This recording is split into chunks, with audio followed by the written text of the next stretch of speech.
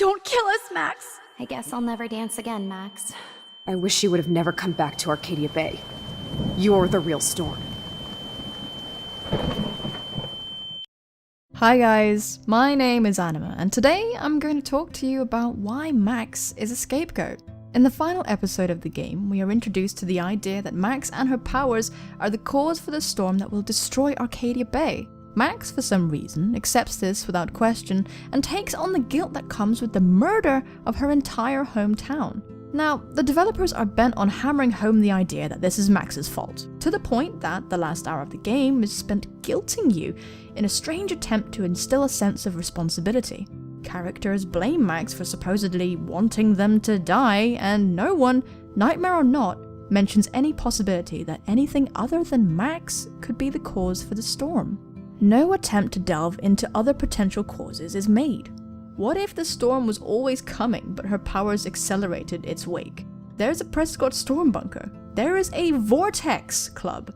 A club that has been around for a very long time. And yet it's all pinned on Max, even though that doesn't make any sense. She has become the scapegoat, an unfairly sacrificed person. Warren, for some reason, is 100% certain that you're the problem. He says this as if it's the most obvious thing in the world. Time traveling has caused it. This seems like pure cause and effect, maybe chaos theory. Warren talks about this as though he is wondering where his car keys are, instead of explaining time travel. And that is the full extent of explanation we get. It's Max's fault. Accept it. Now I'm gonna tell you why this is the basis for some unsatisfying endings. Max and her powers causing the storm is a misguided issue. It's completely new to the episode. And it's asserted throughout with incredibly poor backing. Warren is so uncanny about his verdict, and because we know Max didn't choose her powers and is therefore completely not at fault, all this guilting feels heavy-handed and fake. It's just an attempt to make people cry and take blame. If Max wasn't being used as a scapegoat and there were other issues to address, such as another time traveler perhaps, it would have led to more complex and fulfilling endings. The reason they'd be more fulfilling is because they would satisfy the clues that are everywhere in this game. Only in episode 5 have Max's powers been cited as the root of all evil. Reading the premise of Life is Strange, one could easily say it's Max's powers causing it all somehow, because that's kind of the cliche with time travel, you don't mess with it. But the journey we've taken as a player is full of these notes and clues that are now totally cast into the wayside. The endings weren't satisfying because there were all of these clues we wondered about, excited over, that just became meaningless. If there were no clues, notes, graffiti, then people wouldn't be scratching their heads as much. Well then, you shouldn't have analyzed everything. But see, here's the thing. Life is Strange's gameplay completely revolves around looking at objects and reading notes. Analyzing the world around you. More than once, Max is called a snoop. We see all the intrigue in the Prescott barn, an old photo, a declaration of war. We find a trove of cool information atop a hidden storm bunker, the Vortex Club. Gameplay is searching for clues. Gameplay is piecing stuff together. There are hidden stories and narratives everywhere.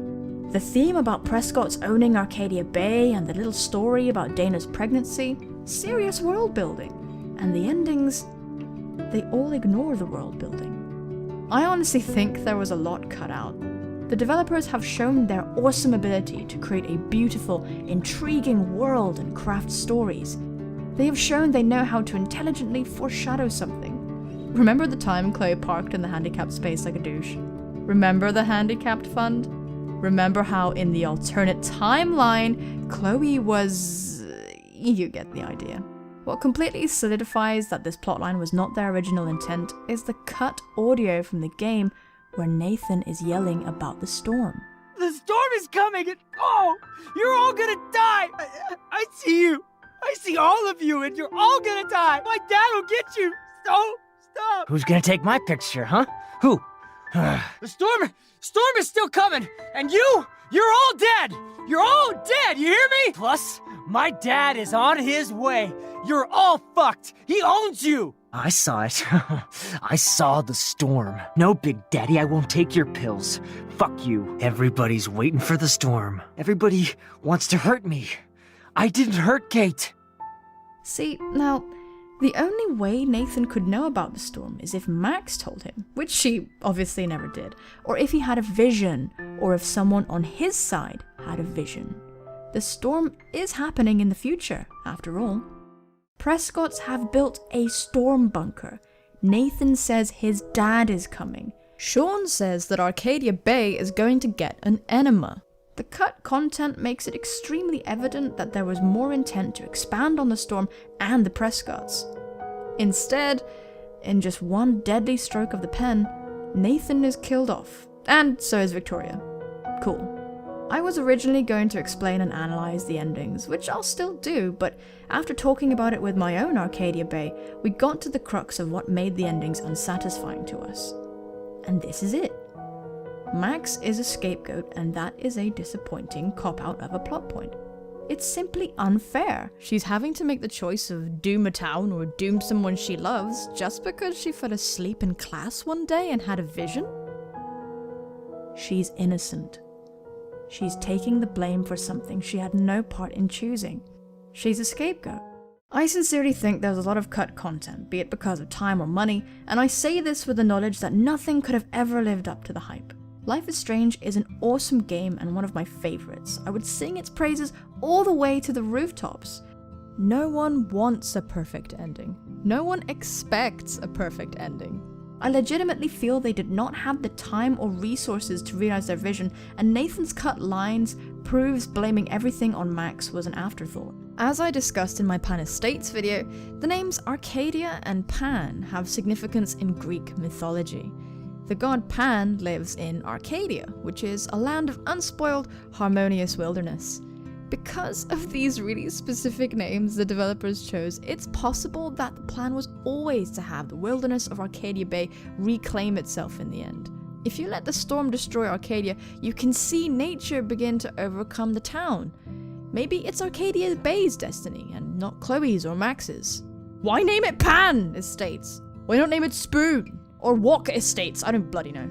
In summary, Max is a scapegoat, and this plotline is a substitute for a bigger and better one. Hi guys, I hope you enjoyed this video. Thank you for watching. Feel free to check out my full Life is Strange playthrough in the description, or any other content on my channel.